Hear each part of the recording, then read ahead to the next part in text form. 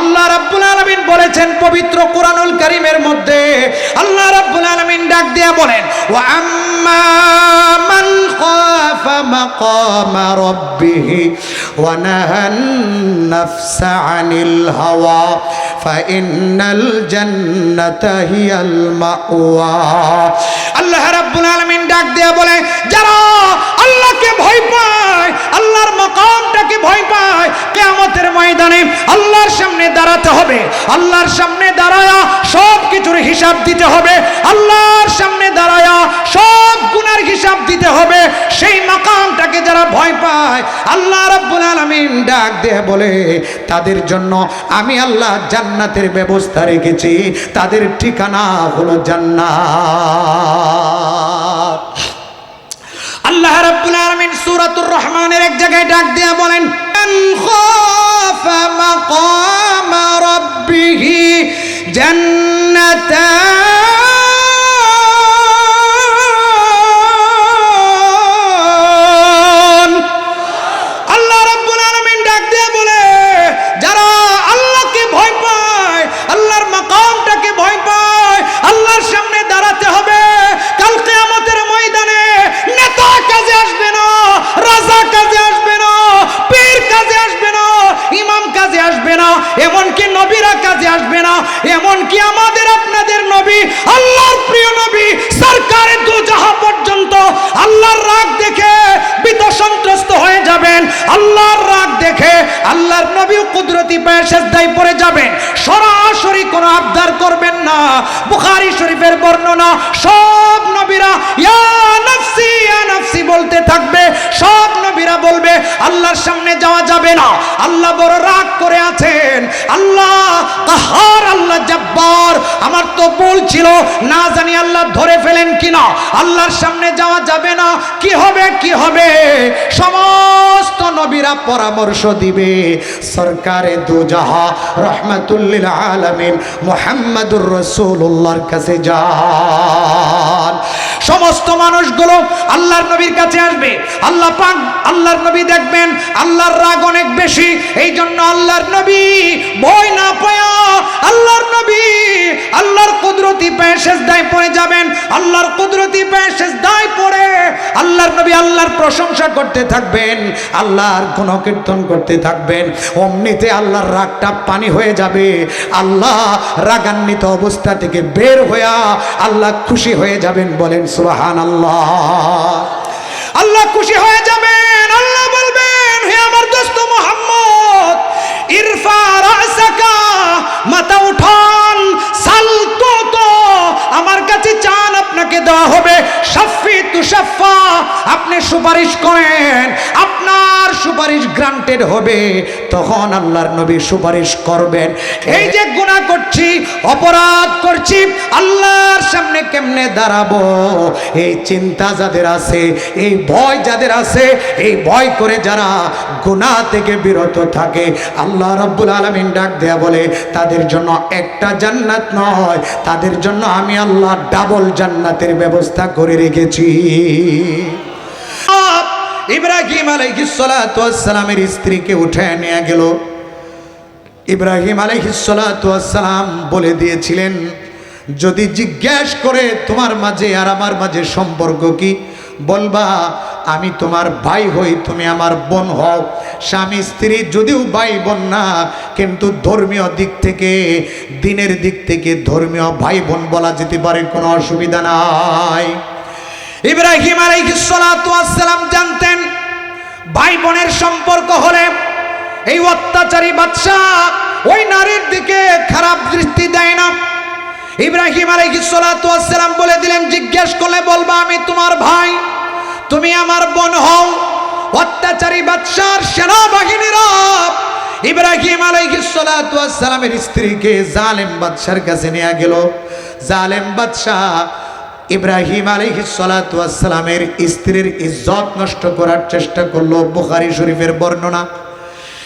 এদিক দিয়ে ইব্রাহিম আলাইহিস সালাতু ওয়াস সালাম নামাজে দাঁড়ায় গেলেন আর আল্লাহর কাছে মোনাজাত করতেছিলেন আর বলতেছিলেন, আল্লাহ আমার স্ত্রীর ইজ্জত সম্ভ্রম তুমি রক্ষা করবে। আল্লাহ রাব্বুল আলামিন ইব্রাহিম আলাইহিস সালাতু ওয়াস সালামকে সান্ত্বনা দেওয়ার জন্য ইব্রাহিম আলাইহিস সালাতু ওয়াস সালাম এবং জালেম বাদশার অন্দরমহল পর্যন্ত, খাস কামরা পর্যন্ত যত গাছপালা ছিল, যত দেওয়াল ছিল, যত পার্টিশন ছিল, সমস্ত পার্টিশনগুলো আল্লাহ পাক দূর করে দিলেন। একটা পরিষ্কার কাচের মতো ইব্রাহিম আলাইহিস সালাতু ওয়াস সালামের চোখের সামনে বিবি সারা এবং ওই জালেম বাদশার দৃশ্যগুলোকে স্পষ্ট করে দিলেন। ইব্রাহিম আলাইহিস সালাতু ওয়াস সালাম স্বচক্ষে দেখতে পেলেন জালেম বাদশা স্ত্রীর সাথে কি করছে। জালেম বাদশা এবার ইব্রাহিম আলাইহিস সালাতু ওয়াস সালামের স্ত্রীর ইজ্জত নষ্ট করার জন্য নাপাক ইচ্ছা নিয়ে ইব্রাহিম আলাইহিস সালাতু ওয়াস সালামের স্ত্রীর দিকে অগ্রসর হলো। ইব্রাহিম আলাইহিস সালাতু ওয়াস সালামের স্ত্রীও ছিলেন পরহেজগার, মুত্তাকি, জীবনে কোনোদিন চোখের জিনা করেন নাই, হাতের জিনাও করেন নাই, কানের জিনাও করেন নাই, জবানের জিনাও করেন নাই। সতী নারী ছিলেন, পরহেজগার নারী ছিলেন। নিজের ইজ্জত সম্মান শুধুমাত্র স্বামীর জন্য। বিবি সারা আল্লাহর কাছে দোয়া করলেন আর বলেন, আল্লাহ, এই জালেম বাদশা আমার দিকে নাপাক হাত নিয়ে অগ্রসর হচ্ছে। আপনি তো জানেন আমি আমার ইজ্জত আমার স্বামী ছাড়া অন্য কাউকে দেই নাই। আমি আমার স্বামীর জন্য ইজ্জতটাকে রক্ষা করেছিলাম। আয় আল্লাহ, আজকে এই জালিম বাদশা আমার ইজ্জত নষ্ট করার জন্য সামনে অগ্রসর হচ্ছে। আপনি ছাড়া আমার আর কোনো সাহায্যকারী নাই। আল্লাহর নবী ডাক দেয়া বলেন, বিবি সারা আল্লাহর কাছে দোয়া করতে দেরি আল্লাহ রাব্বুল আলামিন ওই জালিম বাদশার হাত পাটাকে অবশ করে বিকল করে দিতে বিলম্ব করেন নাই। বলেন আল্লাহু আকবার। দোয়া করতে দেরি আল্লাহ রাব্বুল আলামিন ওই জালিম বাদশার হাত পাকে বিকল করে দিলেন, অবশ করে দিলেন। জালিম বাদশা আর সামনের দিকে আসতে পারে না। আরেক বর্ণনায় আসছে ওই জালেম বাদশা বেহুশের মতো হয়ে গেছে এবং হাত পা অস্বাভাবিকভাবে নাড়াচাড়া করতেছে। তখন বিবি সারা ভয় পেয়ে গেলেন আর বলতে লাগলেন, আল্লাহ, এই বাদশা যদি এখন মারা যায় তাহলে মানুষ আমাকে হত্যাকারী বলবে, আমাকে তারা ছাড়তে চাবে না, আমাকে দোষারোপ করবে, এই জন্য তাকে তুমি বাঁচায় দাও। আরেক বর্ণনা আসছে এই জালেম বাদশা সে বিবি সারার কাছে মাফ চাচ্ছে, ক্ষমা চাচ্ছে আর বলতেছে, আমাকে মাফ করে দাও, আমি আর তোমার দিকে নাপাক ইচ্ছা নিয়ে অগ্রসর হব না।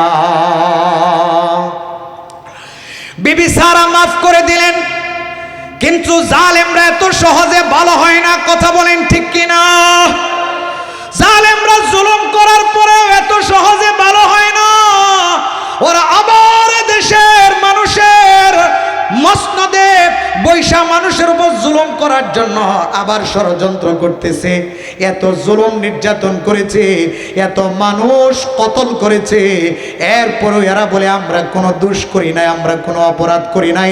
আবার এরা নির্বাচনে অংশগ্রহণ করে আবার ক্ষমতায় আইসা আবার মুসলমানদের উপর নির্যাতন করতে চায়। কথা বলেন ঠিক কিনা?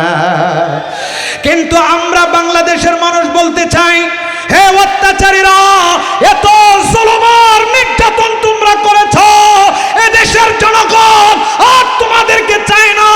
এদেশের জনগণ চায় তোমরা যারা দুর্নীতি করেছ, মানুষের উপর নির্যাতন করেছ, তোমাদের ফাঁসি হবে। কথা বলেন ঠিক কিনা?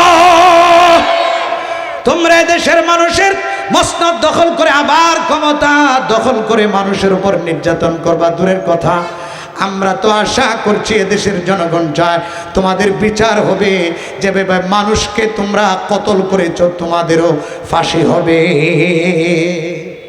জালিমরা ওরা ওদের অপরাধ স্বীকার করতে চায় না, ওরা ওদের ভুল বুঝতে পারে না। যার কারণে দেখবেন অনেক জালিম বলে, না না, আমগো আপা ভালো ছিল, আমগো আপার মতো আপা হয় না। 100 বছরের মতো 100 বছরের মধ্যে আমাগো আপার মতো এত ন্যায়পরায়ণ ভালো বাদশা আর হতে পারে না সাফাই গায়ে। কথা বলেন ঠিক কিনা? নিজের আপা যে এতগুলো মানুষ হত্যা করেছে, এতগুলো মানুষের রক্ত নিয়েছে, করেছে, এতগুলো মানুষের জীবন নিয়েছে, এত তার নেতা কর্মীরা এত হাজার হাজার কোটি টাকা বিদেশে পাচার করেছে, মানুষের উপর জুলুম নির্যাতন করেছে, বাক স্বাধীনতা হনন করেছে, মানুষকে কথা বলতে দেয় নাই, মানুষকে তার বাক স্বাধীনতা দেয় নাই, স্বাধীনতা সার্বভৌমত্বের উপর আঘাত করেছে, এটা স্বীকার করে না। হেলিকপ্টার দিয়ে গুলি করে বাচ্চাদেরকে হত্যা করেছে, এটা স্বীকার করে না। কথা বলেন ঠিক কিনা? তো ওই জালেম বাদশা সেও বলতেছে, তাকে যখন মাফ করে দেওয়া হলো, সে সুস্থ হয়ে গেল, সে বলতেছে আবার আমি তোমাকে নির্যাতন করব। আবার সে নির্যাতন করার জন্য বিবি সারার দিকে অগ্রসর হচ্ছে। ইব্রাহিম আলাইহিস সালাতু ওয়াস সালামের স্ত্রী বিবি সারা আবার আল্লাহর কাছে দোয়া করলেন, আল্লাহ আমাকে এই অত্যাচারী এই জালেমের হাত থেকে তুমি রক্ষা করো। আল্লাহ রাব্বুল আলামিন আবার দোয়া কবুল করলেন। এই বাদশার হাত পা আবার বিকল হয়ে গেল, অবশ হয়ে গেল, আর সামনের দিকে অগ্রসর হতে পারে না। আবার বিবি সারার কাছে ক্ষমা চায়, বিবি সারা মাফ করে দেয়। আবার যখন সুস্থ হয়ে যায়, আবার তৃতীয়বারের মাথায় আবার এই বাদশা বিবি সারার দিকে নাপাক নিয়ত নিয়ে অগ্রসর হয়। আবার বিবি সারা আল্লাহর কাছে দোয়া করেন, আল্লাহ পাক দোয়া কবুল করতে দেরি না, আবার ওই জালেম বাদশার হাত পা গুলো বিকল হয়ে যায়, অবশ হয়ে যায়। আবার মাফ চায় শেষবারের মতো বলে, আমি আর তোমার দিকে অগ্রসর হব না, আমি বুঝতে পেরেছি তুমি সাধারণ কোনো মানুষ না, তুমি অসাধারণ একজন মানুষ। এখন তিনবারের মাথায় তার হুশ ঠিকানায় আসছে, বুঝতে পেরেছে আমি আমার নাপাক ইচ্ছা এখানে চরিতার্থ করতে পারবো না। এবার যখন বিবি সারা দোয়া করলেন, আল্লাহ সুস্থ করে দাও, সুস্থ হয়ে গেল। এই বাদশা এবার তার সেনাবাহিনীদেরকে ডাক দেয়া বলে, হে আমার সেনাবাহিনীরা, তোমরা কাকে নিয়ে আসছো? এটা তো মানুষ হতে পারে না, এটাকে এখান থেকে নিয়ে যাও। তার খাদেমা হিসাবে হাজেরা নামে একজন খাদেমাকে, সেবিকাকে দিয়া দাও। বিবি সারা হাজেরা নামে একজন সেবিকা উপহার পেয়ে হযরত ইব্রাহিম আলাইহিস সালাতু ওয়াস সালামের দরবারে চলে আসলেন। ইব্রাহিম আলাইহিস সালাতু ওয়াস সালাম দেখা মুস্কি মুস্কি হাসে। বিবি ডাক দেয়া বলে, স্বামী আমার, আপনি চিন্তা করবেন না, ওই বাদশা আমার কোনো ক্ষতি করতে পারে নাই। ইব্রাহিম আলাইহিস সালাতু ওয়াস সালাম ডাক দেয়া বলে, এই বিবি সারা, তোমার সতীত্বের প্রমাণ দেওয়া লাগবে না, নিজের সাফাই দেওয়া লাগবে না। এই বিবি সারা, আমি এখানে দাঁড়ায়া দাঁড়ায়া সবগুলো দৃশ্য দেখলাম, আমার আল্লাহ সবগুলো পাটিশন দূর করে দিয়েছে। আমাকে আল্লাহ সুবহানাহু ওয়া তাআলা সব দৃশ্যগুলো দেখিয়েছে। ওই জালেম বাদশা নাপাক হাত তোমার পর্যন্ত পৌঁছাতে পারে নাই, তার নাপাক ইচ্ছা চরিতার্থ করতে পারে নাই। এই দৃশ্যটা আল্লাহ রাব্বুল আলামিন আমাকে দেখিয়েছে। মুসলমান বাবাজিরা, আমার যুবক ভাইয়েরা, এইভাবে আল্লাহ রাব্বুল আলামিন তার খালিল, তার বন্ধু মুত্তাকি পরহেজগারদেরকে হেফাজত করেন, তাদের ইজ্জত হেফাজত করেন, বিপদের সময় তাদেরকে উদ্ধার করেন। আমরাও যদি বিপদে পড়ে আল্লাহ সুবহানাহু ওয়া তাআলার সাহায্য কামনা করি, সব সময় যদি আল্লাহর ভয় অন্তরে ধারণ করে তাকওয়াওয়ালা যদি হতে পারে, খোদাবিরু যদি হতে পারে, আল্লাহ সুবহানাহু ওয়া তাআলা ইব্রাহিম আলাইহিস সালাতু ওয়াস সালাম এবং তার স্ত্রী বিবি সারাকে যেভাবে হেফাজত করেছেন, ওই আল্লাহ এখনো আছেন, সেই আল্লাহ আমাদেরকেও হেফাজত করতে পারেন। কথা বলুন ঠিক কিনা?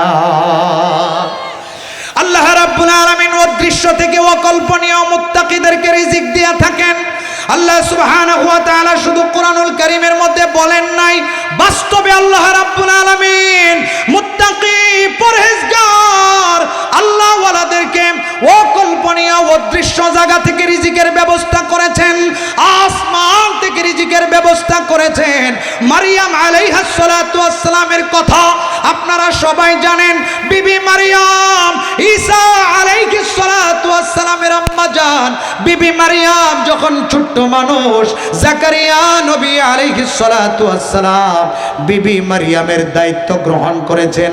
বিবি মারিয়ামের ঘরের ভিতরে ঢুকলেন।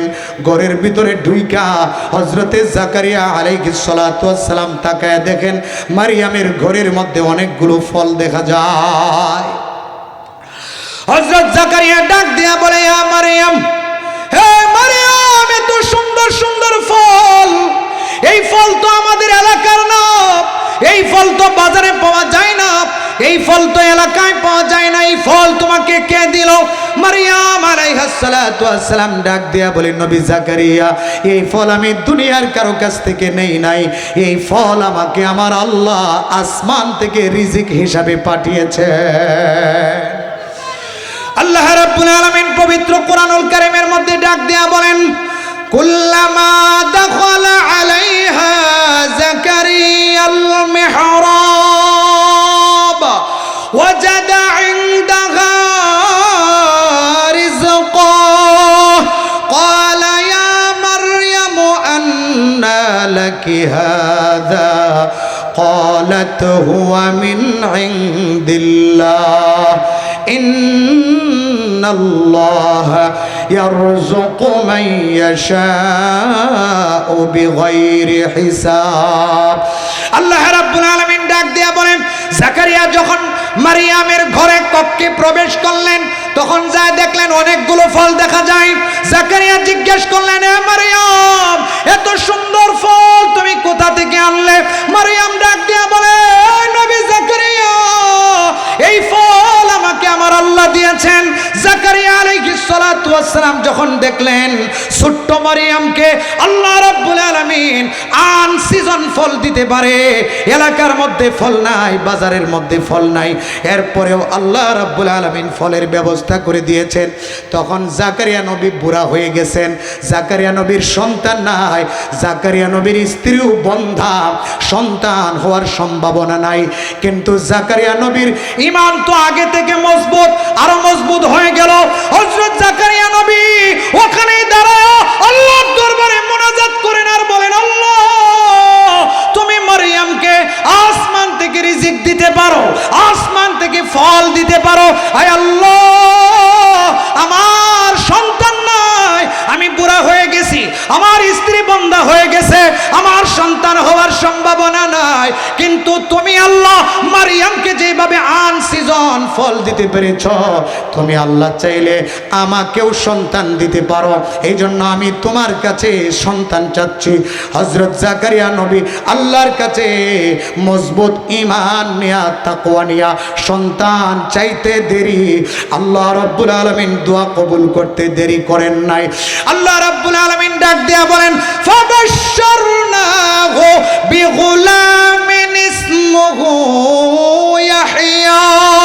আল্লাহ ডাক দিয়া বলে, এই জাকারিয়া, যাও যাও, আমি আল্লাহ তোমাকে একটা নেককার সুসন্তানের সংবাদ দিয়া দিলাম। ওই সন্তানের নামও তোমার রাখা লাগবে না, ওই সন্তানের নাম আমি আল্লাহ আসমান থেকে ফয়সালা করে দিলাম, ওই সন্তানের নাম হবে ইয়াহইয়া। আল্লাহ রাব্বুল আলামিন মুত্তাকিদেরকে দেন, পরহেজগারদেরকে দেন, আল্লাহওয়ালাদেরকে দেন এমন ঘটনা। আল্লাহ সুবহানাহু ওয়া তাআলা শুধু আয়াতের মধ্যে বলেছেন এমনটা না, শুধু কোরআনের মধ্যে বলেছেন এমনটা না, আল্লাহ বাস্তবে ঘটনা ঘটায়া দেখায়া দিয়েছেন। এবার আসেন আমাদের ইসলামের জামানার ছোট্ট একটা ঘটনা, আমি সংক্ষেপ করে বলছি। সাহাবীদের মধ্যে 300 সাহাবায়ে কেরামের একটা কাফেলা আল্লাহর নবী পাঠালেন যুদ্ধ করার জন্য। সাহাবায়ে কেরাম অল্প কিছু খাবার নিয়ে 300 জনের সাহাবী ওই এলাকার মধ্যে চলে গেলেন। এই হাদিসটাও বুখারী শরীফের বর্ণনা। আল্লাহর নবীর সাহাবায়ে কেরাম লম্বা সময় পর্যন্ত সে এলাকার মধ্যে থাকলেন। খাবার প্রায় শেষ হয়ে গেল, কারো কাছে খাবার আছে, কারো কাছে খাবার নাই। আমির সাহেব বললেন, সাহাবীরা আল্লাহর নবীর সাহাবীরা খাবার অনেকের কাছে নাই, তোমাদের কাছে যাদের খাবার আছে আমার কাছে জমা করো। আমির সাহেবের নাম হলো আব্দুর রহমান ইবনে আউফ রাদিয়াল্লাহু তাআলা আনহু। আব্দুর রহমান ইবনে আউফ বললেন, খেজুরগুলো আমার কাছে জমা করো, আমি নিজের হাতে বন্টন করে দিব। আব্দুর রহমান ইবনে আউফের কাছে খেজুরগুলো আনা হলো। আল্লাহর নবীর সাহাবী আব্দুর রহমান ইবনে আউফ সাহাবায়ে কেরামকে বললেন, একটা করে খেজুর হবে, একটা করে খেজুর খেয়ে সারাদিন সারা রাত থাকতে হবে, খাবারের সংকট। সাহাবায়ে কেরাম একটা করে খেজুর খেলেন আর পানি পান করে সারা দিন পার করে দেন, সারা রাত পার করে দেন। কিছুদিন যাওয়ার পরে এই একটা করে খেজুর নাই, সাহাবায়ে কেরামের খাবার একেবারে শেষ হয়ে গেল। এবার সাহাবায়ে কেরাম চিন্তা করতে লাগলেন, এখন মনে হয় জঙ্গলের গাছের পাতা খায়া বাঁচতে হবে, খাবার নাই। একটা করে খেজুর ছিল, এখন একটা করে খেজুর নাই, মনে হয় গাছের পাতা লতা খায়া জীবন বাঁচাইতে হবে। কিন্তু আল্লাহ রাব্বুল আলামিন সাহাবায়ে কেরামকে না খাওয়ায় মারবেন না।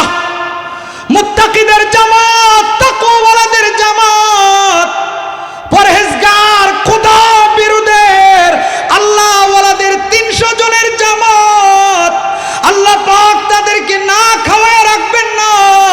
এই জন্য আল্লাহ রাব্বুল আলামিন সাহাবায়ে কেরামের জন্য বিশাল বড় একটা সামুদ্রিক মাছ সমুদ্রের মাঝখান থেকে ঢেউয়ের সাহায্যে আল্লাহ রাব্বুল আলামিন ওই বিশাল বড় সামুদ্রিক আম্বর মাছ সমুদ্রের কিনারায় পাঠায়া দিলেন। সাহাবায়ে কেরাম নদীর মধ্যে হাঁটতে গেলেন, তাকায় দেখে বিশাল বড় মাছ। সাহাবায়ে কেরাম একদিন নয়, 2 দিন নয়, দীর্ঘ 18 দিন পর্যন্ত ওই মাছের গোশত খাইলেন। সামুদ্রিক সুস্বাদু মাছের গোশত খেয়ে যেই সাহাবায়ে কেরাম শুকিয়ে গিয়েছিলেন, দুর্বল হয়ে গিয়েছিলেন, 18 দিন পর্যন্ত সামুদ্রিক সুস্বাদু মাছ খায়া মোটা তাজা হয়ে গেলেন, একেবারে চেহারা সুন্দর হয়ে গেল। আব্দুর রহমান ইবনে আউফ ডাক দিয়া বলেন, হে আল্লাহর নবীর সাহাবীরা, এই মাছটা কত বড় একটু অনুমান করতে চাই। মাছের 2টা কাঁটাকে দাঁড় করায় দাও।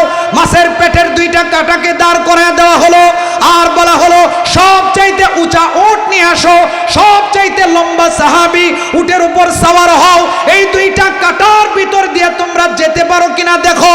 মাছের 2টা কাঁটা দাঁড় করায় দেওয়া হলো, সবচাইতে উঁচা সাহাবী সবচাইতে উঁচা উটের উপর সওয়ার হইয়া মাছের 2টা কাঁটার ভিতরে চলে গেল।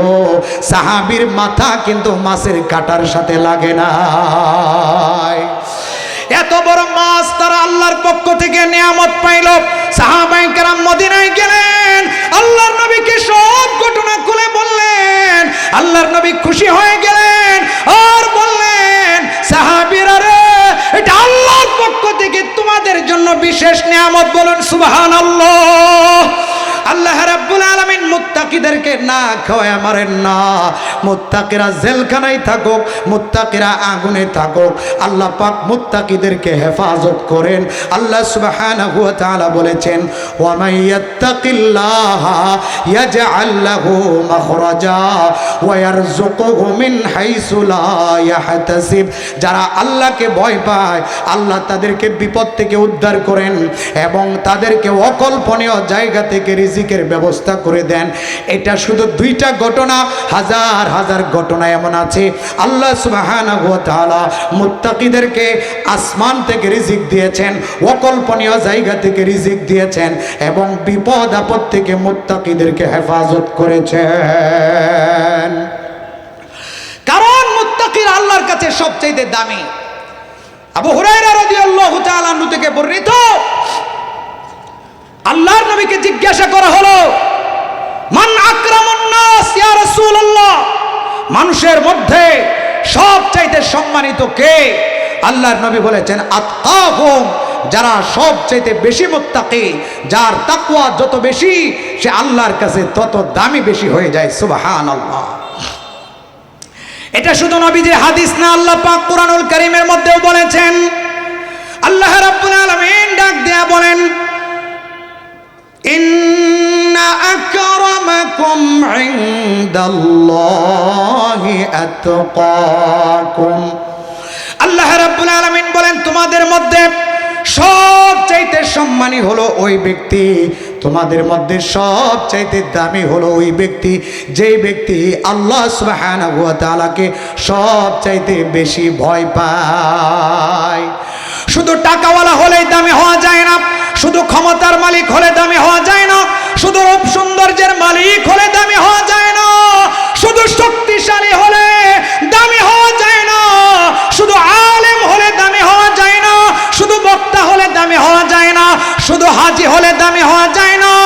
যার অন্তরে আল্লাহর ভয় বেশি, তাকওয়া বেশি, আল্লাহ বলেছেন তার দাম আল্লাহর কাছে তত বেশি। কথা বলুন ঠিক কিনা? আল্লাহর নবী হাদিসের মধ্যে ডাক দিয়া বলেন, বিদায় হজের বাসনের মাঝখানে আল্লাহর নবী ডাক দিয়ে বলেন, ইয়া আইয়ুহান নাস, আল্লাহর নবী বলে হে লোক সকল, ইন্না রাব্বাকুম ওয়াহিদ ওয়া আবাকুম ওয়াহিদ। আল্লাহর নবী বলে হে মানুষ সকল, হে আমার সাহাবীরা, শুনে রাখো তোমাদের রব হলেন একজন। আপনারা একটু আওয়াজ দিয়া বলেন আমাদের রব কয়জন? আর একটু আওয়াজ দিয়া বলেন আমাদের রব কে?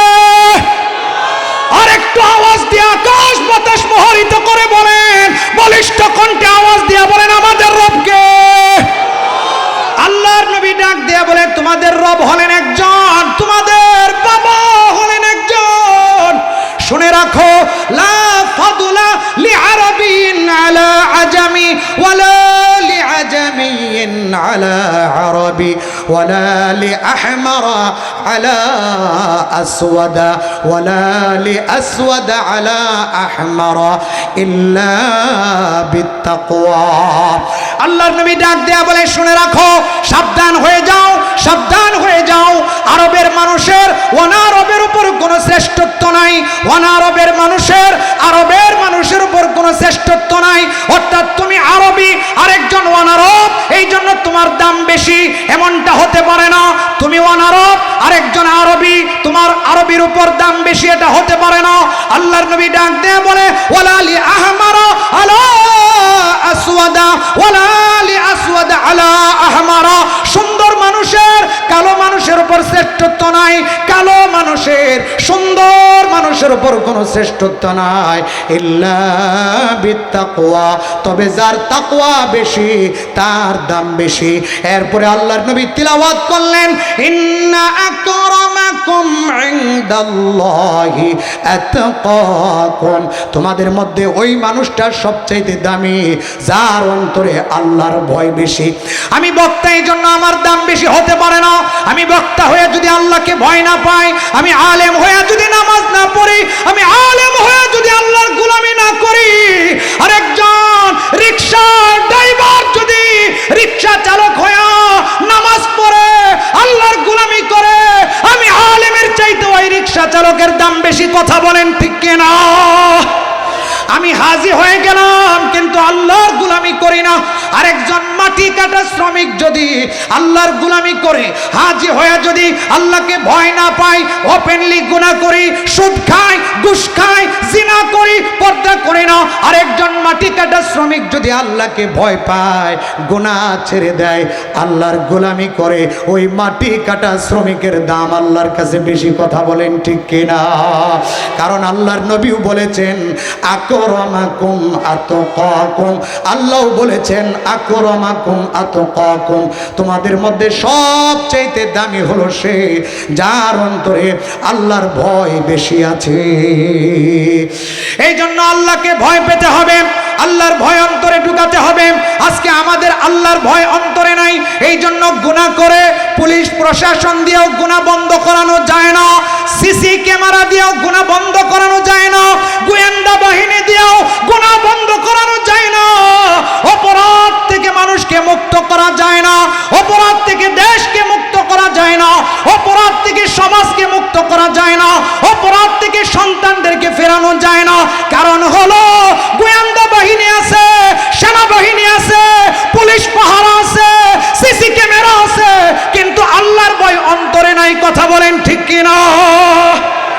আল্লাহর ভয় অন্তরে না থাকলে আপনি যত বাহিনী পাঠান না কেন অপরাধ থেকে বাঁচাতে পারবেন না। এজন্য মানুষের অন্তরের মধ্যে আল্লাহর ভয় ঢুকাতে হবে। আল্লাহর ভয় সব জায়গায় থাকে। যেখানে সিসি ক্যামেরা নাই সেখানে আল্লাহর ভয় আছে, যেখানে পুলিশ নাই সেখানে আল্লাহর ভয় আছে, যেখানে গোয়েন্দা বাহিনী নাই সেখানে আল্লাহর ভয় কাজ করবে, যেখানে মানুষ নাই সেখানে আল্লাহর ভয় কাজ করবে। এই জন্য আল্লাহর ভয় অনেক দামি জিনিস। যারা আল্লাহকে ভয় পায়, যারা মুত্তাকি হয়ে যায়, তারা দুনিয়াতে যেমন সম্মানী হবে, আখিরাতে আল্লাহ রাব্বুল আলামিন তাদেরকে জান্নাতের মেহমান বানাবেন। বলুন সুবহানাল্লাহ। এটা আমার কথা নয়, এত বড় কথা আমি বলতে পারবো কেমনে? আল্লাহ রাব্বুল আলামিন বলেছেন পবিত্র কোরআনুল কারীমের মধ্যে, আল্লাহ রাব্বুল আলামিন ডাক দিয়ে বলেন, ওয়া আম্মা মান খাফা মাকামা রাব্বিহি ওয়া নাহান নাফসা আনিল হাওয়া ফাইন্নাল জান্নাতা হিয়াল মাওয়া। আল্লাহ রাব্বুল আলামিন ডাক দিয়ে বলে, যারা আল্লাহকে ভয় পায়, আল্লাহর মাকামটাকে ভয় পায়, কিয়ামতের ময়দানে আল্লাহর সামনে দাঁড়াতে হবে। আল্লাহর সামনে দাঁড়ায়া সব কিছুর হিসাব দিতে হবে। আল্লাহর সামনে দাঁড়ায়া সব গুনার হিসাব দিতে হবে। সেই মাকামটাকে যারা ভয় পায়, আল্লাহ রাব্বুল আলামিন ডাক দিয়ে বলে, তাদের জন্য আমি আল্লাহ জান্নাতের ব্যবস্থা রেখেছি। তাদের ঠিকানা হলো জান্নাত। আল্লাহ রাব্বুল আলামিন সূরাতুর রহমানের এক জায়গায় ডাক দিয়ে বলেন, ওয়া আম্মা মান খাফা মাকামা রাব্বিহি জান্নাতান।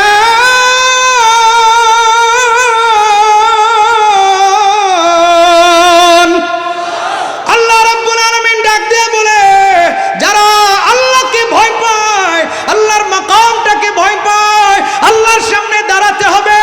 কাল কিয়ামতের ময়দানে নেতা কাজে আসবে না, রাজা কাজে আসবে না, পীর কাজে আসবে না, ইমাম কাজে আসবে না, এমনকি নবীরা কাজে আসবে না। এমনকি আমাদের আপনাদের নবী, আল্লাহর প্রিয় নবী সরকারে দু জাহান পর্যন্ত আল্লাহর রাগ দেখে ভীত সন্ত্রস্ত হয়ে যাবেন। আল্লাহর রাগ দেখে আল্লাহর নবী কুদরতি পায়ে সিজদায় পড়ে যাবেন।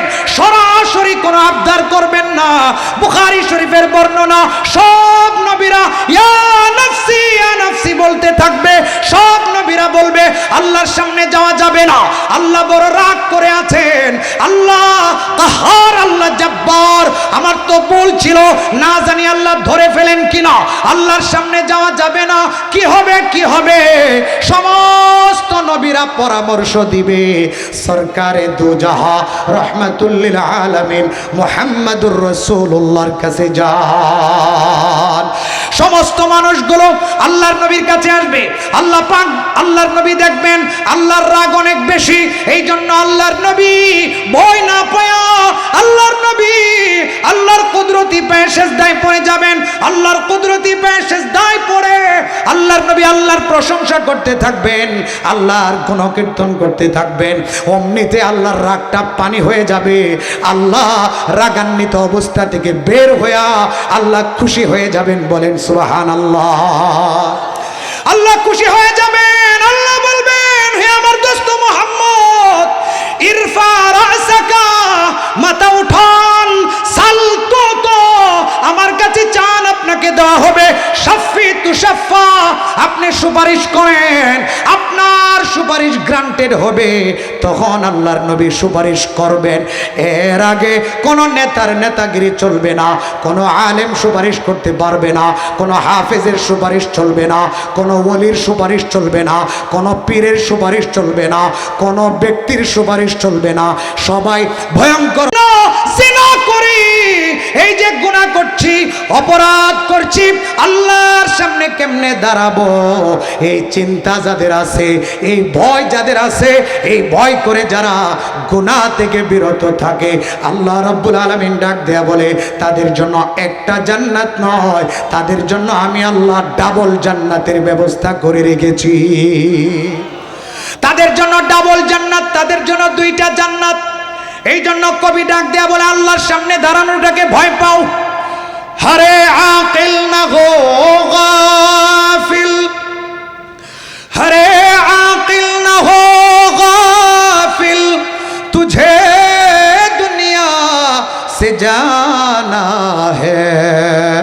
तुझे ये मुंह अपनी रब को दिखाना है মরণ থেকে যতই পালাও মরণ তোমায় লইবে ঘিরে যদিও সুদূর আকাশ পানে পালাও সেথাই লাগিয়ে সিঁড়ি একদিন মরনা है आखिर मौत है कर ले जो करना है आखिर मौत है यहाँ से तुझको जाना एक दिन कब्र में होगा ठिकाना एक दिन अलाया साकिनल कसरिल मुअल्ला अलाया साकिनल कसरिल मुअल्ला सतुदफन अन करीबिन फित तुराबी কবি ডাক দেয়া বলে হে বুদ্ধিমান হে বিচক্ষণ গাফিল হয়ে যেও না উদাসীন হয়ে যেও না আল্লাহর সামনে কেমনে দাঁড়াইবা আল্লাহর সামনে কেমনে চেহারাটা নিয়ে দাঁড়াইবা এর অপরাধ নিয়ে আল্লাহর সামনে কেমনে মুখ দেখাইবা জিনা করে কেমনে আল্লাহর সামনে দাঁড়াইবা নামাজ না পড়ে কেমনে আল্লাহর সামনে দাঁড়াইবা মানুষের উপর জুলুম নির্যাতন করে আল্লাহর নাফরমানি করে কেমনে আল্লাহর সামনে মুখ দেখাইবা আল্লাহর সামনে কেমনে তুমি দাঁড়াবে এটা তুমি একটাবার চিন্তা করো তুমি তো মানুষ তুমি তো পশু পাখির মতো না তুমি গাফেল হয়ে যেও না তুমি উদাসীন হয়ে যেও না তুমি আল্লাহকে ভয় পাও আল্লাহর সামনে দাঁড়ানোটাকে ভয় পাও তুমি কি জানো না তুমি তো প্রাণীদের মতো না তোমার তো মৃত্যুর পরে কবরের জগৎ আছে তুমি গাফেল হয়ে যেও না প্রাণীদের কবরের জগৎ নাই তোমার কবরের জগৎ আছে ওই মুসলমান তোমার তো মৃত্যুর পরে কিয়ামতের ময়দান আছে প্রাণীদের কিয়ামতের ময়দান নাই হাসরের বিভীষিকাময় মাঠ নাই ওই মুসলমান আমি আপনার জন্য মৃত্যুর পরে ভয়ঙ্কর কবরের জগৎ আছে হয়তো কবরটা জান্নাতের বাগান হবে আর যদি গুনাহ নিয়ে কবরে যায় কবরের মাটি চাপ দিবে মাটি চাপ দিয়া হাড্ডিগুলো ভেঙে চুরমার করে দিবে কবরের মধ্যে সাপ বিচ্ছুরা আক্রমণ করবে মা বাবা বলে চিৎকার করলে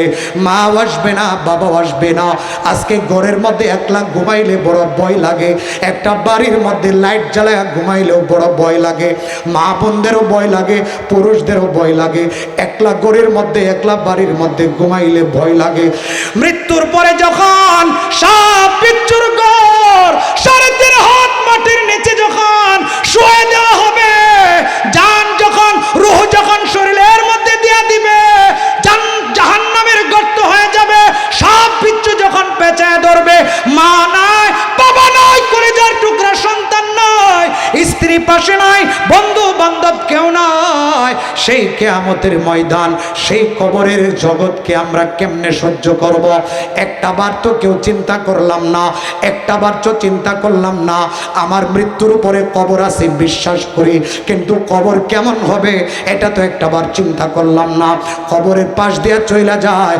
কবরের মানুষটাকে সালামও করলাম না কবর কি জিনিস এটা নিয়ে চিন্তাও করলাম না অথচ জীবনে কত গুনাহ কবরের ভয় আমাদের অন্তরে নাই অথচ আল্লাহর নবীর সাহাবী হযরত উসমান গনি রাদিয়াল্লাহু তাআলা আনহু আল্লাহর নবীর 2 কন্যাকে বিবাহ করেছেন যার কারণে উসমান গনিকে যুন্নুরাইন বলা হয় 2 নূরের অধিকারী বলা হয় আল্লাহর নবী উসমান গনির ব্যাপারে বলেছেন আহয়াহুম উসমান আমার উম্মতের মধ্যে সবচাইতে বেশি লজ্জাশীল ভালো মানুষ হলেন উসমান আমি একটা মেয়ে বিবাহ দিয়েছিলাম আমার কন্যা মারা গেছে আবার আমি আরেকটা কন্যা বিবাহ দিয়েছি ওই কন্যাটাও মারা গেছে আমার কাছে আর কন্যা নাই আমার কাছে আর মেয়ে নাই আমার কাছে যদি আরো মেয়ে থাকতো আমি উসমান গনির মতো ভালো জামাইয়ের কাছে আমি আবার কন্যা বিবাহ দিতাম হযরত উসমান গনি 3 নম্বরের জান্নাতে জান্নাতের সার্টিফিকেট প্রাপ্ত সাহাবী হযরত ওসমানে গনি জান্নাতের সুসংবাদ পাইছেন। বাবারে যুবক ভাইরে, আমরা তো কবর দেখলে ভয় লাগে না, আমাগো তো কবর দেখলে মনের মধ্যে ভয় আসে না। আমরা মনে হয় মরব না, আমরা মনে হয় এই অন্ধকার কবরের যাত্রী হব না। অথচ এই দামি উসমান কবর দেখে বাচ্চার মতো হাওমাও করে কাঁদে, চোখ দিয়ে টপ টপ করে পানি পড়ে, আর দাড়িগুলো ভিজে যায়, গাল বয়া বয়া, গাল বেবে দাড়িগুলো চোখের পানি দিয়া ভিজে যায়। আল্লাহর নবীর সাহাবীরা জিজ্ঞেস করে, ভাই উসমান, আপনি তো অন্য সময় কান্না করেন না, আপনি তো অন্য কিছু দেখলে কান্না করেন না, আপনি কবর দেখলে কেন কান্না করেন? বাচ্চার মতো টপ টপ করে আপনার চোখ দিয়ে পানি বের হয়ে যায়। আমরা জানতে চাই, আল্লাহর নবীর সাহাবী হযরত ওমর ডাক দিয়ে বলে, এই আল্লাহর নবীর সাহাবীরা, তোমাদের কি নবীর হাদিস মনে নাই? আল্লাহর নবী কি বলে গেছেন তোমরা কি জানো না? তোমরা কি ভুইলা গেছো? আল্লাহর নবী বলেছেন, আল কবরু আফজা, কবর হলো যতগুলো ঘাটি আছে, মৃত্যুর ঘাটি, কিয়ামতের ময়দানের ঘাটি, ফুলসিরাতের ঘাটি, মিজানের ঘাটি, এই সবগুলো ঘাটির মধ্যে কবর হলো সবচাইতে ভয়ঙ্কর ঘাটি। এই ঘাটিতে যারা ধরা খাবে তারা সামনের ঘাটিগুলোতেও ধরা খেয়ে যাবে। এই ঘাটি থেকে যারা বাঁচতে পারবে তারা সামনের ঘাটিগুলো থেকেও বাঁচতে পারবে। এই জন্য আমি উসমান ভয় পাই, আমি যদি কবরের মধ্যে ধরা পড়ে যাই, আমার গুনার কারণে, আমার নেক আমল না থাকার কারণে আমি যদি কবরের জগতে ধরা খেয়ে যাই, তাহলে সামনের ঘাটিগুলোতে আমি ধরা খেয়ে যাব। এই জন্য কবর দেখলে আমি কান্না কন্ট্রোল করতে পারি না, কবর দেখলে আমার বড় ভয় লাগে। কিন্তু আমরা মুসলমান, এত গুনাহ করলাম, রাতেও গুনাহ, দিনের গুনাহ, সব সময় গুনাহ, সগীরা গুনাহ, কাবিরা গুনাহ, নামাজ ছাড়ার গুনাহ, মিথ্যার গুনাহ, গীবতের গুনাহ, জুলুমের গুনাহ, মানুষকে ঠকানোর গুনাহ, কত গুনাহ করি। এরপরেও কবর দেখলে মৃত্যুর কথা আমাদের মনে হয় না, কবর দেখলে আমাদের ভয় লাগে না। বুঝতে হবে আমাদের অন্তর শক্ত হয়ে গেছে। কথা বলুন ঠিক কিনা? আমাদের অন্তর শক্ত হয়ে গেছে। এই অন্তরের চিকিৎসা করা দরকার, এই কলবের চিকিৎসা করার দরকার। এই কলবটাকে নরম করতে হবে। আল্লাহ রাব্বুল আলামিন পবিত্র কোরআনুল কারীমের মধ্যে ডাক দেয়া বলেন, নরম কিভাবে বানাবে, আল্লাহওয়ালা কলব কিভাবে বানাবে, আল্লাহ রাব্বুল আলামিন চিকিৎসা বলে দিয়েছেন। আল্লাহ রাব্বুল আলামিন ডাক দেয়া বলেন, ইয়া আইয়ুহাল্লাযীনা আমানুত্তাকুল্লাহ ওয়া কুনু মা'আস সাদিকিন। আল্লাহ রাব্বুল আলামিন ডাক দেয়া বলেন, হে মুমিনেরা, হে মুসলমানেরা, শুধু মুমিন দাবি করলেই হবে না, শুধু মুসলমান দাবি করলে হবে না, আল্লাহওয়ালা হতে হবে, তাকওয়াওয়ালা হতে হবে, অন্তরের মধ্যে আল্লাহর ভয় ঢুকাতে হবে। আল্লাহ নিজেই ডাক দেয়া বলেন, কেমনে অন্তরের মধ্যে ভয় ঢুকাবে? আল্লাহ উত্তর দিয়ে দিয়েছেন। আল্লাহ বলেন, ওয়া কুনু মা'আস সাদিকিন, তোমরা সত্যবাদীদের সঙ্গী হয়ে যাও, আল্লাহওয়ালাদের সঙ্গী হয়ে যাও, নেককারদেরকে বন্ধু বানাও, তাদের সাথে চলতে চলতে তোমরাও একদিন আল্লাহওয়ালা হয়ে যাবে। এই জন্য মুহতারাম হাজরিন, আল্লাহর ভয় অনেক দামি জিনিস। এই আল্লাহর ভয় অন্তরে ফিট করতে হবে। এছাড়া গুনাহ থেকে বাঁচা যাবে না, দুনিয়ার বিপদ আপদ থেকেও বাঁচা যাবে না, আখিরাতেও জান্নাতের মেহমান হওয়া যাবে না, আখিরাতেও মুক্তি পাওয়া যাবে না। এই জন্য আমরা যদি বাঁচতে চাই, দুনিয়াতেও যদি সফল হতে চাই, তাহলে আমাদেরকে মুত্তাকি হতে হবে। আখিরাতে জান্নাতি হতে চাইলে আমাদেরকে তাকওয়া অর্জন করতে হবে, আল্লাহর ভয় অন্তরে ফিট করতে হবে। সব ক্ষেত্রে আল্লাহর ভয়, গুনার ক্ষেত্রে আল্লাহর ভয়, নামাজের ক্ষেত্রে আল্লাহর ভয়, ইবাদতের ক্ষেত্রে আল্লাহর ভয়, সব কিছুর মধ্যে আল্লাহকে যারা ভয় পাবে, আল্লাহ সুবহানাহু ওয়া তাআলা তাদের হয়ে যাবে। যাদের অন্তরে আল্লাহর ভয় ঢুকবে, গায়রুল্লাহর ভয় তাদের অন্তর থেকে বের হয়ে যাবে। আজকে আমাদের অন্তরে আল্লাহর ভয় নাই বিধায় ওই গায়রুল্লাহর ভয় আমাদের মাথায় ঢুকে গেছে, ওই কুফফারদের ভয় আমাদের অন্তরে ঢুকে গিয়েছে।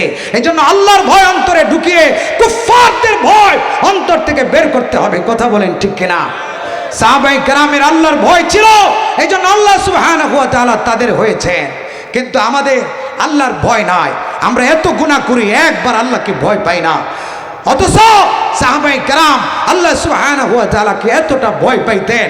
আবু বকর সিদ্দিক রাদিয়াল্লাহু তাআলা আনহুর কথা যদি বলি লম্বা সময় চলে যাবে। হযরত আবু বকর রাদিয়াল্লাহু আনহু কত দামি এটা তো আপনারা সবাই জানেন। এক কথায় এই উম্মতের মধ্যে সবচাইতে দামি মানুষ হলেন হযরত আবু বকর সিদ্দিক রাদিয়াল্লাহু তাআলা আনহু। হযরত আবু বকরের এক রাতের সওয়াব যদি এক পাল্লায় রাখা হয়, হযরত উমরের সারা জীবনের সওয়াব যদি এক পাল্লায় রাখা হয়, আবু বকরের সওয়াবের পাল্লা ভারী হবে। আর হযরত উমরের সওয়াব সংখ্যা হলো আসমানের তারকারাজির চাইতে বেশি। বলেন সুবহানাল্লাহ। হযরত আবু বকর এত দামি, আল্লাহর নবী বলেন লাউ কুনতু মুত্তাখিজান খালিলা লাত্তাখাযতু আবু বকরিন খালিলা। আমি যদি কাউকে বন্ধু বানাতাম, আমার তো আল্লাহ ছাড়া কোনো বন্ধু নাই, আমি যদি কাউকে বন্ধু বানাতাম তাহলে হযরত আবু বকরকে আমি বন্ধু বানাতাম। বলুন সুবহানাল্লাহ। হযরত আবু বকরের মর্যাদার ব্যাপারে ঘন্টার পর ঘন্টা বলা যাবে, অনেক হাদিস আছে। এই দামি আবু বকর সিদ্দিক রাদিয়াল্লাহু তাআলা আনহু, সবচেয়ে দামি আবু বকর সিদ্দিক রাদিয়াল্লাহু তাআলা আনহু রাস্তা দিয়ে হাঁটেন আর একা একা কাঁদেন। কাঁদেন কেন? ওই গাছকে দেখে কাঁদেন, ক্ষেতের ঘাসকে দেখা কাঁদেন আর বলেন ইয়া লাইতানি লাম তালিদনি উম্মি। আফসোস আমি আবু বকরের আমার মা যদি আমাকে জন্ম না দিতেন কতই না ভালো হতো। ইয়া লাইতানি কুনতু শাজারা। আফসোস আমার আমি মানুষ না হয়ে যদি গাছ হতাম তাহলে পশু পাখিরা আমাকে খেয়ে নিত। ইয়া লাইতানি আমার আফসোস আমি আবু বকর মানুষ না হয়ে যদি ক্ষেতের ঘাস হতাম আমাকে গরু ছাগল বকরি খেয়ে নিত। আল্লাহর সামনে জবাব দেওয়া লাগতো না। এখন তো আমি মানুষ হয়ে জন্ম নিয়েছি, আল্লাহর সামনে আমাকে জবাব দিতে হবে। আমি যদি গাছ বা ঘাস হতাম তাহলে আমাকে আল্লাহর সামনে দাঁড়ানো লাগতো না। আল্লাহর সামনে দাঁড়ানোটাকে তারা এতটা ভয় পাইতেন। কিন্তু আমরা এত গুনাহ করার পরেও কিয়ামতের ভয় নাই, আল্লাহর ভয় নাই। এই জন্য আল্লাহর ভয় অন্তরে ফিট করতে হবে। কথা বলেন ঠিক কিনা? মানুষের উপর জুলুম করি, আল্লাহর ভয় নাই। দলাদলি মারামারি খুনাখুনি, আল্লাহর ভয় নাই। ক্ষমতার জন্য একজন আরেকজনকে মারছে। আমরা দেখতে পাচ্ছি আমাদের দেশে কত খুন খারাপি হচ্ছে। আজকে একজনকে মারা হয়েছে, গতকালকে একজনকে মারা হয়েছে, গত পরশুদিন দুইজনকে মারা হয়েছে। এই যে হত্যা চলতেছে, মানুষ হত্যা, এক মুসলমান আরেক মুসলমানকে কতল করছে সামান্য টাকার জন্য, দুনিয়ার সম্পদের জন্য, দুনিয়ার ক্ষমতার জন্য। এগুলো তারাই করতে পারে যাদের আখিরাতের চিন্তা নাই। কথা বলেন ঠিক কিনা? যাদের আখিরাতের ভয় নাই, যাদের অন্তরে আল্লাহর ভয় নাই, তারা এমন কাজ করতে পারে। যারা আল্লাহকে ভয় পায়, যারা আখিরাতকে ভয় পায়, যারা কবরের জগৎকে ভয় পায়, যারা মৃত্যুকে ভয় পায়, তারা এমন কাজ কোনোদিন করতে পারে না। সাহাবায়ে কেরাম আমাদের আকাবিররা তারা আল্লাহকে ভয় পাইতেন। বুখারী শরীফের আরেকটা হাদিস বলি, আল্লাহর নবী বলে যে আল্লাহর ভয় কি জিনিস দেখো। আল্লাহর ভয়ের উদাহরণ দিতে গিয়ে আল্লাহর নবী বলেন বনি ইসরাইলে একজন ব্যক্তি ছিল, গরিব মানুষ, টাকার অভাব। 1000 দিনার, 1000 দিনার, এক দিনার হলো 40 দিরহাম। 1000 দিনার হাওলাত চাইতে গেছে আরেকজনের কাছে, অর্থাৎ বর্তমান কোটি কোটি টাকা স্বর্ণ মুদ্রা।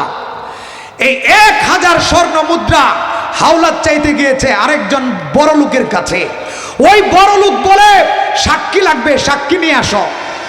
তখন ওই মানুষটা বলে আল্লাহু ওয়াকিল আল্লাহু শাহিদি, আল্লাহ হলেন আমার সাক্ষী, আল্লাহ ছাড়া আমার আর কোনো সাক্ষী নাই। ওই মানুষটা বিশ্বাস করে এই গরিব মানুষটাকে 1000 দিনার, 1000 স্বর্ণ মুদ্রা হাওলাত হিসেবে দিয়ে দিলেন। নির্দিষ্ট সময় বলে দিলেন এত তারিখে আপনার 1000 স্বর্ণ মুদ্রা আমি পরিশোধ করব। বুখারীর হাদিস। গরিব মানুষটা 1000 দিনার হাওলাত নিয়ে, ঋণ নিয়ে এলাকায় চলে আসলেন।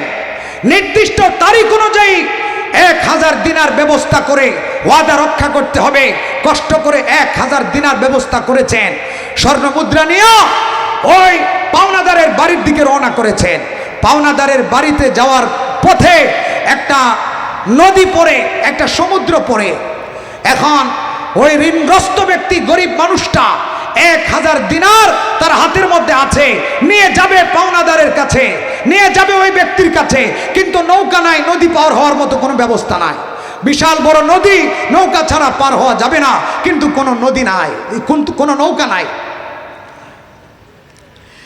এবার ওই মানুষটা আল্লাহর উপর ভরসা করে 1000 স্বর্ণ মুদ্রা একটা কাঠের ভিতরে ভরে, কাঠের টুকরার ভিতরে ভরে এবং একটা চিঠি লেখে যে আমি নৌকার কারণে আপনার বাড়ি পর্যন্ত আসতে পারি নাই, যদি আপনি আমার এই টাকাগুলো পান তাহলে শুকরিয়া আদায় করবেন, আমাকে আপনি মুক্ত করে দিবেন, আমাকে আপনি জিম্মাদারি থেকে মুক্ত করে দিবেন।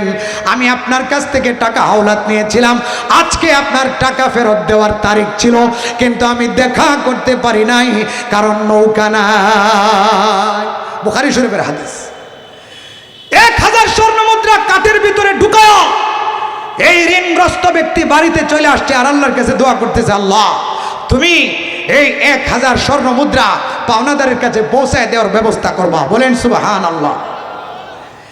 উনি চলে আসছেন, পাওনাদার এদিক দিয়া নির্দিষ্ট তারিখ, তো ওই তারিখে এই মানুষটা আবার নদীর কিনারে আসছেন খোঁজার জন্য, দেখি তো আমার ঋণগ্রস্ত মানুষটা 1000 স্বর্ণ মুদ্রা ঋণ নিয়েছিল, আজকে দেওয়ার কথা, দেখি তো টাকাগুলো নিয়ে আসছে কিনা।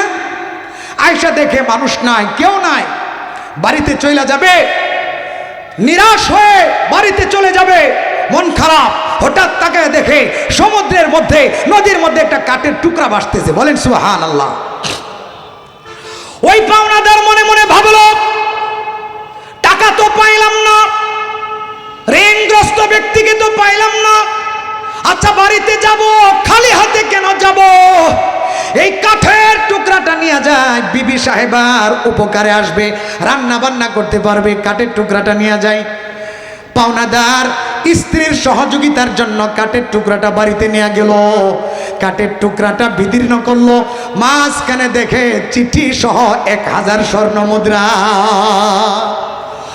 ওই পাওনাদার খুশি হয়ে গেল, আল্লাহর দরবারে শুকরিয়া আদায় করলো, কিন্তু এই দিক দিয়া গরিব মানুষটা, ঋণগ্রস্ত মানুষটার মনের মধ্যে টেনশন, আমি যে 1000 স্বর্ণ মুদ্রা আমি যে কাঠের ভিতরে ঢুকায়া আমি সমুদ্রের মধ্যে ছেড়ে দিয়েছিলাম, এই টাকাটা মালিকের কাছে গিয়েছে কিনা আমি তো ভালো করে বলতে পারি না, গিয়ে থাকলে ভালো, আর যদি না গিয়ে থাকে তাহলে আল্লাহর দরবারে আমাকে ধরা খেতে হবে।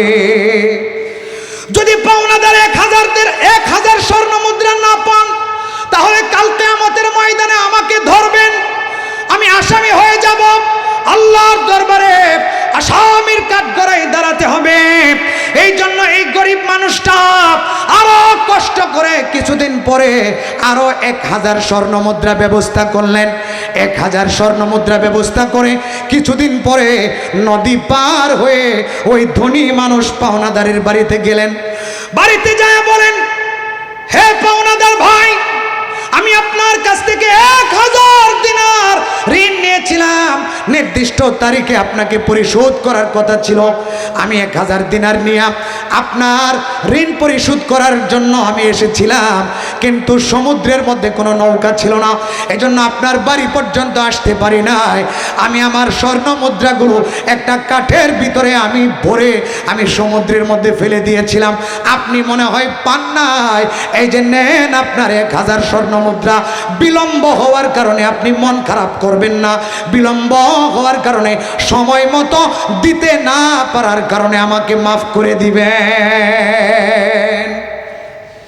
এই গরিব মানুষটার ভিতরে কত ভয়, মৃত্যুর ভয়, কিয়ামতের ভয়, আল্লাহর সামনে দাঁড়ানোর ভয়। 1000 স্বর্ণ মুদ্রা কিছুদিন আগে সমুদ্রের মধ্যে রেখে গেছে, মনের মধ্যে সন্দেহ মালিক পাইছে কিনা, এই জন্য আবার আর 1000 স্বর্ণ মুদ্রা নিয়ে গেছে। আবার ওই দিক দিয়া ধনী মানুষটাও কত সৎ মানুষ, আমরা হলে বলতাম আমি তো পাই নাই তোমার টাকা, কাঠের মধ্যে ভাসায় দিছ, নদীর মধ্যে তুমি ভাসিয়ে দিয়েছ, তোমার টাকা কোথা থেকে কোথায় চলে গেছে, আমি আমার 1000 দিনার পাই নাই, দাও 1000 দিনার, মোট 2000 দিনার হয়ে যেত, কারণ আল্লাহ ছাড়া কেউ দেখে নাই। কথা বলেন ঠিক কিনা? কিন্তু ওই ধনী মানুষটা মনে মনে ভাবলো, আমি চাইলে আবার 1000 দিনার গ্রহণ করতে পারি, কেউ দেখে না, ওই দুনিয়ার কোনো মানুষ জানে না, আমি যে সমুদ্রের মাঝখান থেকে কাঠের টুকরা নিয়েছিলাম, 1000 দিনার পেয়েছিলাম, ওইটা তো আমি ছাড়া কেউ জানে না। চাইলে আমি 1000 দিনার নিতে পারি, কিন্তু মনে মনে ভাবতে লাগলো কেউ না দেখলেও দেখেছেন একজন, তিনি কে? মনে মনে ভাবতে লাগলেন আল্লাহ তো দেখেছেন, সুতরাং ডাবল নেওয়া যাবে না। ওই ধনী মানুষটা বলতে লাগলেন, ভাই আপনি যে নির্দিষ্ট তারিখে 1000 স্বর্ণ মুদ্রা একটা কাঠের টুকরার ভিতরে একটা চিঠি সহ ভিতরে ঢুকায়া নদীর মধ্যে সমুদ্রের মধ্যে ছেড়ে দিয়েছিলেন, ওই টাকাটা আমি পেয়েছিলাম। সুতরাং এখন আপনার 1000 দিনার, এটা আমার দরকার নাই, নেন আপনার 1000 দিনার।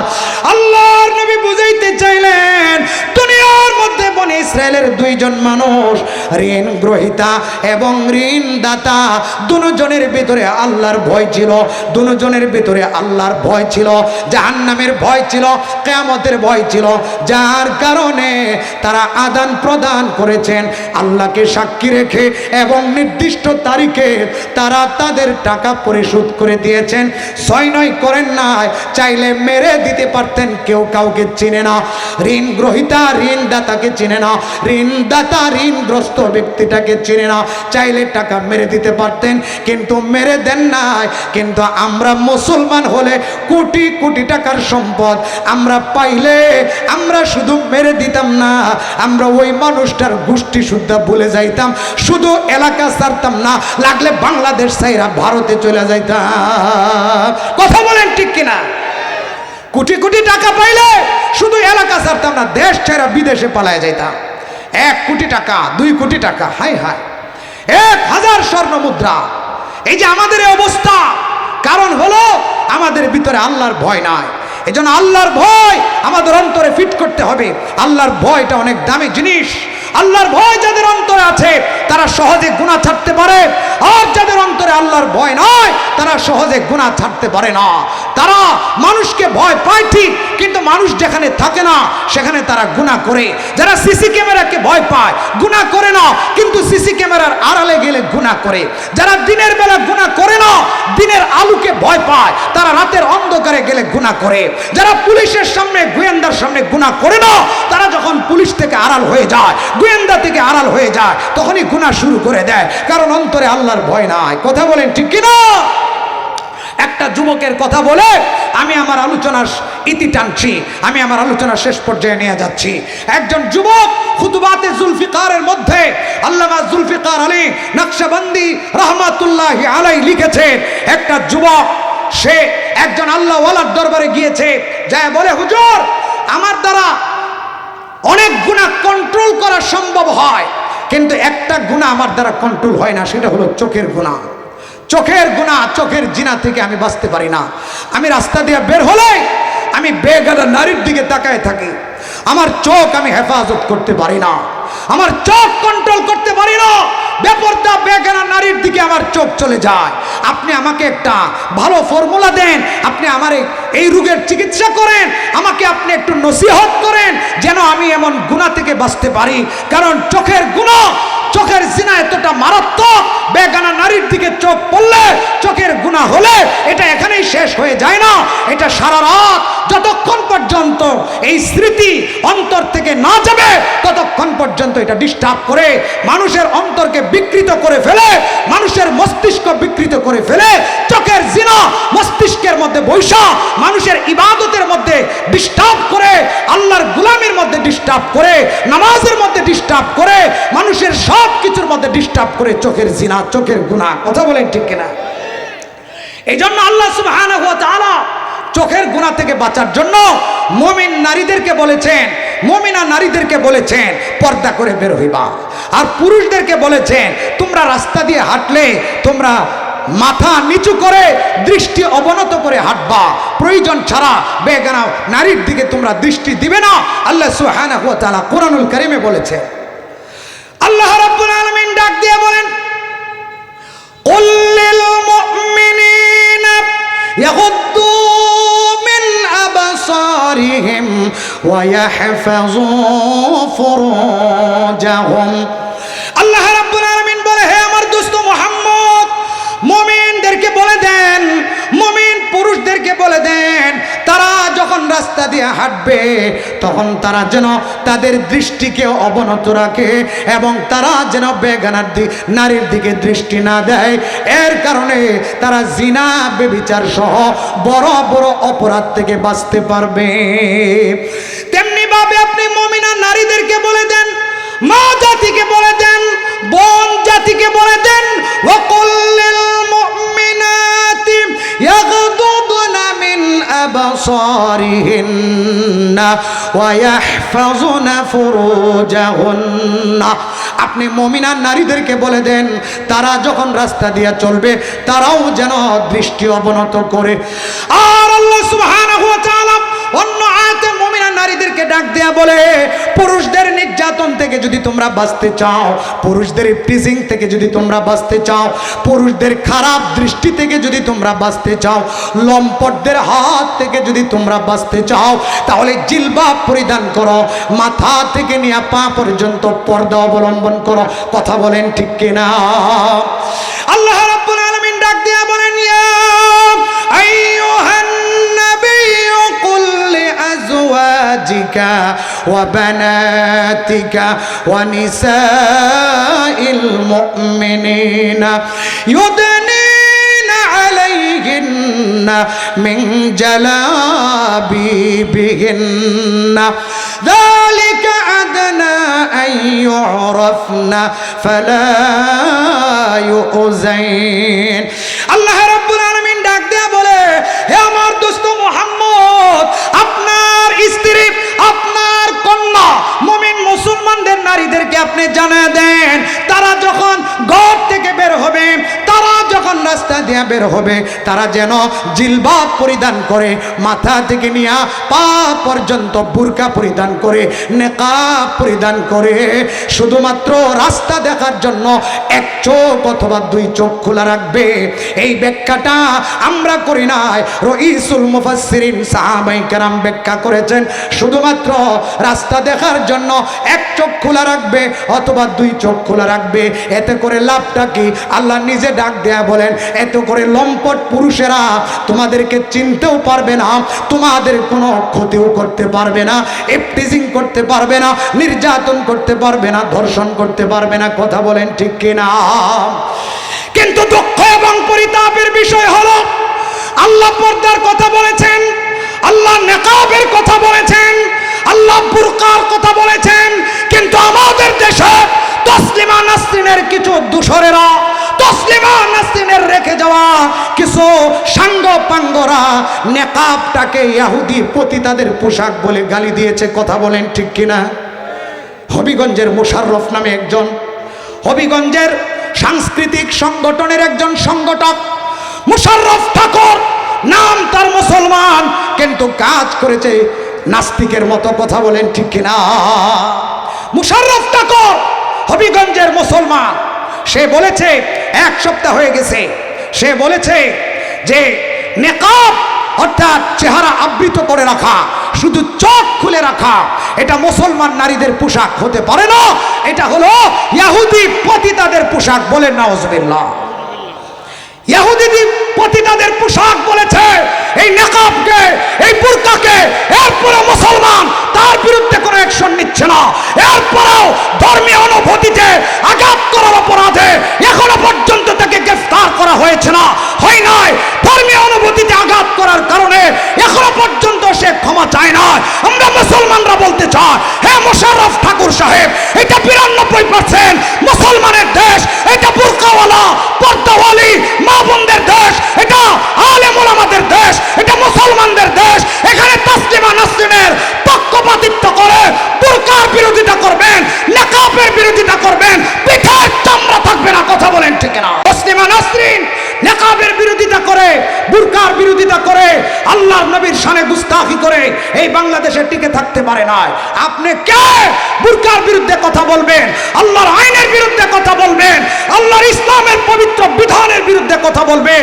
এই বুরকা, এই নেকাব শুধু বাংলাদেশের মুসলমানদের পোশাক নয়, এটা সারা পৃথিবীর মুসলমান মা বোনদের পবিত্র পোশাক। কথা বলেন ঠিক কিনা?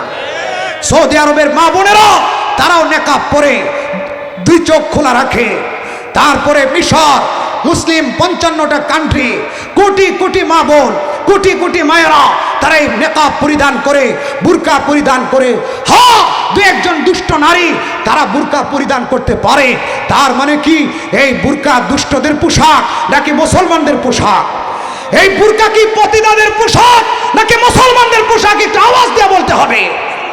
তাহলে সে যে এই বুরকাকে পতিতাদের পোশাক বলেছে, ইহুদিদের পোশাক বলে গালি দিয়েছে, এই মূর্খ, এই জাহেল, পড়ালেখা নাই, কোরআনের জ্ঞান নাই, হাদিসের জ্ঞান নাই, কোরআনের পর্দার আয়াত সম্পর্কে জ্ঞান নাই, বুরকাকে সে ইহুদি পতিতাদের পোশাক বলে কোটি কোটি নারী, কোটি কোটি মা বোনের কলিজায় আঘাত দিয়েছে। কথা বলেন ঠিক কিনা? কোটি কোটি মুসলমানের কলিজায় আঘাত দিয়েছে। এই জন্য আমরা তাকে আলটিমেটাম দিতে চাই।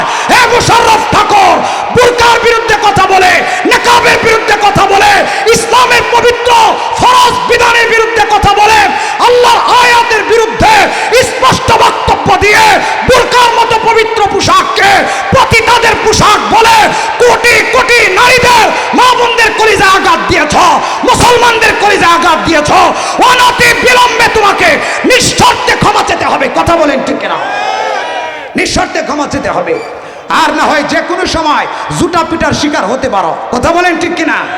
তসলিমা নাসরিনের মতো দেশ ছাড়া লাগতে পারে। কত বড় সাহস! ওপেনলি বুরকাকে পতিতাদের পোশাক বলে, তাও ইহুদি পতিতাদের। আচ্ছা ঠান্ডা মাথায় একটা উদাহরণ শুনেন। বুরকা যদি ইহুদিরা পরে, খ্রিস্টানরা পরে, তার মানে কি এটা ইহুদিদের পোশাক হয়ে যাবে? দাড়ি এটা কাদের পোশাক? মুসলমানদের। কথা বলেন ঠিক কিনা? দাড়ি আল্লাহর নবীর সুন্নাত, দাড়ি আল্লাহর নবী রেখেছেন, সাহাবায়ে কেরাম রেখেছেন। এই দাড়ি যদি কোনো ইহুদি রাখে, দাড়ি হলো মুসলমানদের পোশাক, নবীজির পোশাক, নবীজির সুন্নাত। এখন ইহুদিরা যদি দাড়ি রাখে, রাখতেছে বটে, খ্রিস্টানরা যদি দাড়ি রাখে, রাখতেছে বটে, হিন্দু ভাইয়েরা যদি দাড়ি রাখে, রাখতেছেও বটে, এরপরে অন্যান্য ঠাকুরেরা দাড়ি রাখে, রাখতেছেও বটে। তার মানে এই দাড়ি কি ইহুদি, খ্রিস্টান, হিন্দু ঠাকুরদের পোশাক হয়ে গেছে? তার মানে বলতে হবে দাড়ি মুসলমানের পোশাক না, দাড়ি কেটে ফেলো। কারণ আবু জাহাল দাড়ি রেখেছে, আবু লাহাব দাড়ি রেখেছে, এরপরে বাংলাদেশের অনেক হিন্দু ঠাকুররা দাড়ি রাখে, ভারতে অনেক হিন্দু ঠাকুররা দাড়ি রাখে, শিখরা দেখবেন লম্বা লম্বা দাড়ি রাখে, ইহুদিরা দাড়ি রাখে, ইসরায়েলের ইহুদিরা দেখবেন কত চমৎকার দাড়ি রাখে। তার মানে কি দাড়ি তাদের পোশাক হয়ে গেছে নাকি মুসলমানদের পোশাক? দাড়ি আল্লাহর নবীর সুন্নাত, দাড়ি মুসলমানদের পোশাক।